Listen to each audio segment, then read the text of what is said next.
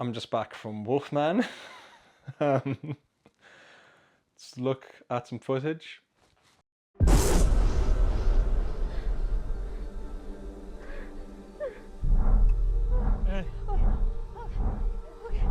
So Wolfman is a 2025 release directed by Leigh Whannell, and it's a story about a man with his marriage fraying. Blake, the man in question, persuades his wife Charlotte to take a break from the city and visit his remote childhood home in rural Oregon. As they arrive at the farmhouse in the dead of night, they're attacked by an unseen animal and barricade themselves inside the home as the creature prowls the perimeter. But as the night stretches on, Blake begins to behave strangely, transforming into something unrecognizable. The film stars Christopher Abbot as Blake, Julia Garner as Charlotte, and Matilda Firth as Ginger.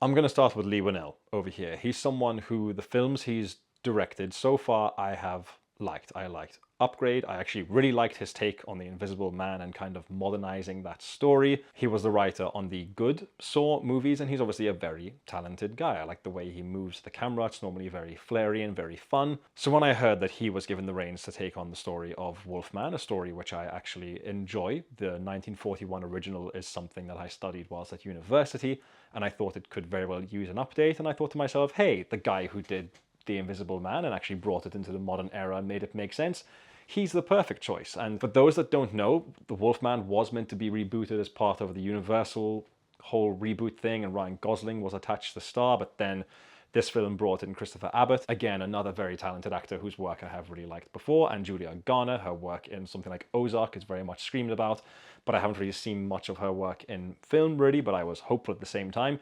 The teaser trailer was frankly awesome for this film. It actually made me kind of excited to see it, and it sucks.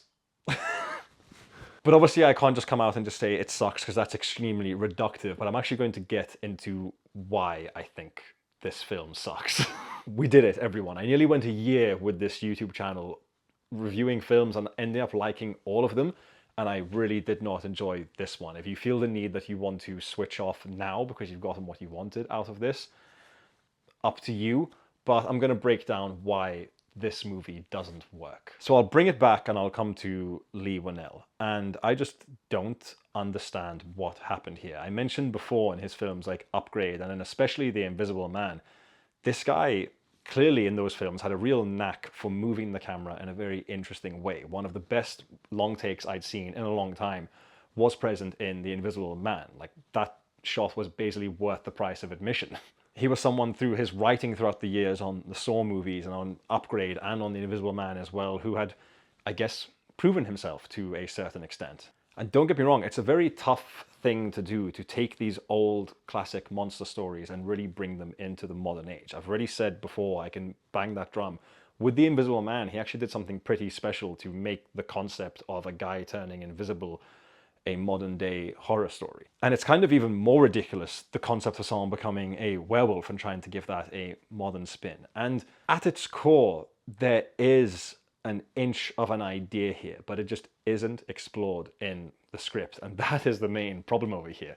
Blumhouse has this problem at the moment where when they first came around as this big studio pushing horror films, I was like, cool, I love horror, keep it coming, you know, but there's a problem, I think, now growing at this studio, because at least for me, horror can be enjoyed in a couple of different ways, where it can be really out there and kind of stupid, but really fun.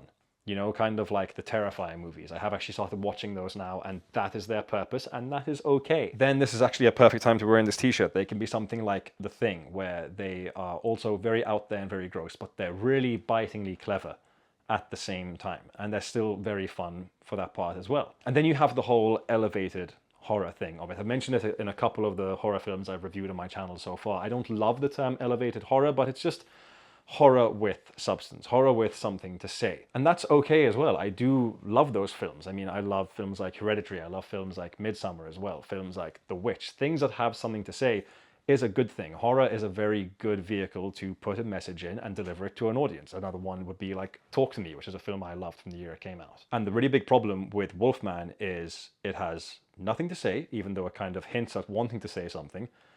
It's not clever. In fact, it's actually pretty dumb, if you ask me.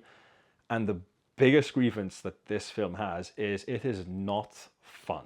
And it's really a damn shame, because you definitely have talented people in this film. As I said, Whannell, when he really sinks his teeth into something, he's really great. The same with the cast, people like Christopher Abbot and Julia Garner. They've both been very acclaimed before in other roles that they've done, but they have nothing to work with here. And as I watched this film, I felt pretty quickly betrayed for my faith in it, because the opening 15 minutes is actually pretty good. It's a very good opening segment of like how we're going to open up this story, and maybe for the message that it wanted to send, and that being this message of what do our fathers pass down to us, maybe this sort of toxic masculinity and this need to protect but to a fault, maybe. And the opening is pretty good for that. But then all of a sudden, almost instantly, when we get to the present day in this film, the script is just so poorly written that not even these talented actors can get good deliveries out of themselves to do this in a very serious manner. And it kind of just like really jumps into the thing that it's trying to do. We have no backstory on this couple who are apparently, as I read in the description, with a very fraying marriage. We have no idea what they're like as people, how they are with their daughter. I mean, it's pretty established early on that the daughter and the father have the bigger relationship. But all these things are revealed so expositionally and just spoon-fed to you that I felt honestly quite insulted at times. I don't know how many times I rolled my eyes in this film, but that's not a good sign at all, but I was doing it a lot. And look, I know I seem very frantic and like I'm crapping all over this movie, but there are things where I was like cutting it some form of slack, because there are some good ideas in here. When we do get to the eventual transformation to the Wolfman, and that's not a spoiler because, come on, it's a movie called Wolfman, what were you really expecting? But when Elle decides to sort of show the sensory change in the character of Blake and how he's starting to hear a little bit more and the way he's seeing, and he can't understand regular English language anymore. And that was really cool. This guy definitely has good ideas, but it just needs a much better script, and it needs an actual story. And the biggest shame of it all is the story of the Wolfman can be a really good vehicle for that initial message of what do our fathers pass on to us as men. We had a film like The Substance last year, my favorite film by far of 2024, where it had that very female-centric message of beauty standards and what people expect of us and being in the limelight and all that. This could have really been one for the men to really take something from, of what is this masculinity that our fathers can pass down to us, and this primal need to protect that some men might feel. And the transformation into a beastly wolf-like figure is almost a perfect metaphor for that as well. Like, since the 1941 film, there have been, I think, hundreds of these stories made involving the Wolfman in some way, shape or form, and a lot of them have been terrible. But the reason this story is so timeless is because of what you can inject into it. And it's a shame, and it's no easy feat to do that, especially when you're working with a property this big.